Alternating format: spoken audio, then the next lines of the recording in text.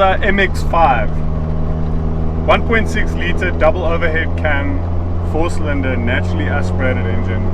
Ironically enough, because the designation for this MX5 is the NA. I have always wanted to drive an MX5 for as long as I can remember. Since I saw them for the first time, since those two groupies appeared in the Cars movie, I have just wanted to drive an MX5 because we have a small naturally aspirated engine in the front, we've got power going to the rear, and we have this thing which comes off, which I'll take off a bit later. For now, I'm just going to keep it on just so that you can hear me well enough. So this little engine makes 85 kilowatts, which is nowhere near any real performance figure, and it makes about 130 newton meters of torque. So why an MX5? Why am I sitting in an MX5? So I made friends with someone online, as you usually do, and this guy Jarryd, who's a videographer, just reached out to me and said, hey man, I've got an MX5, if you ever want to use it for one of your videos, please feel free. So that's why I'm so lucky to be driving this thing right now.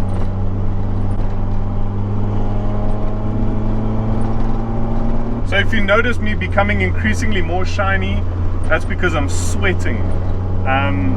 It's very hot at the moment. We chose the worst time of day to come film, but I'm on this beautiful stretch of road that I always like to come to, the Cradle of Humankind Road, and wow, even though it's hot, I'm very happy to be here, and I'm so happy to be in this car.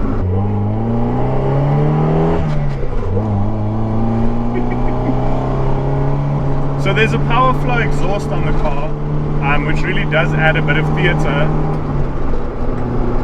And you can hear that nice raspy little 4-cylinder engine note quite well. The brakes on here are EBC green stuff, so it's sort of a performance orientated brake, which you might want in a car like this. And then it's got Koni shocks as well, so you could almost consider it a perfect little happy meal for a small performance car. The actual designation for this kind of car is roadster. So roadster obviously is a car that was built from the factory with the intention of not having a roof. So they design it without the roof and then they add the roof, unlike normal cars that you might find in cabriolet versions, where they design a normal production car first, or a standard kind of base model, and then they kind of work around that to chop the roof off. Whereas this car, the primary intention, no roof. And that actually brings me to the point of why these MX5s actually came into existence. So those of you that are well cultured and that know your history will know that cars like the MG were very popular back in the day for being small, with a small poker engine and very lightweight. You guys will probably remember a Top Gear episode as well, where they kind of bang on about why those cars were so special, and you had the little TVRs and the small Lotuses. And then those things kind of became a bit unpopular when the world needed a bit more practicality. And then I think Japan, Mazda saw a gap in the market. I think they kind of saw a gap in the market for a car that's still small and fun, but that you can take the roof off.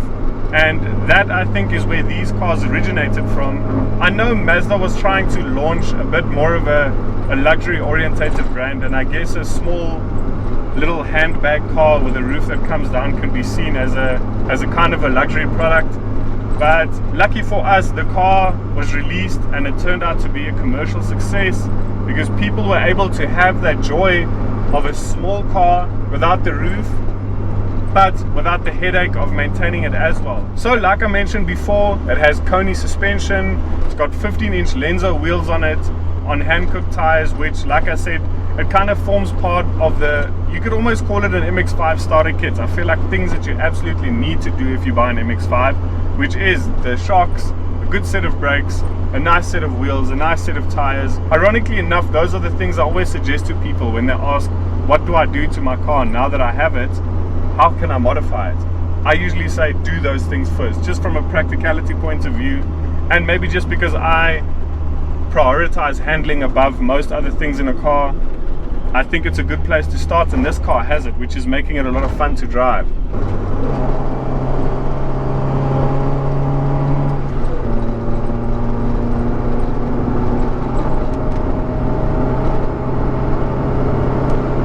mean, it has no driver aids, which is not a bad thing. It is a very back to basics kind of experience, but you get so much for your money, and there's so much rubbish on the market these days that I'm very surprised people aren't more keen to get into one of these. Well, I say that, and then I also realize it's very hard to get your hands on one. So it's possible that the people that already have them know what they have and they hold on to them. But this for me is a great option if you're getting into cars and you want to participate in the local car scene and you want to enjoy your car. This for me, I struggle to think how it can get much better. Like I said, power from the front, goes to the back. It's got a nice driving position, yet it's a bit snug in here, especially for a guy like me, and you're not able to adjust the steering wheel anywhere.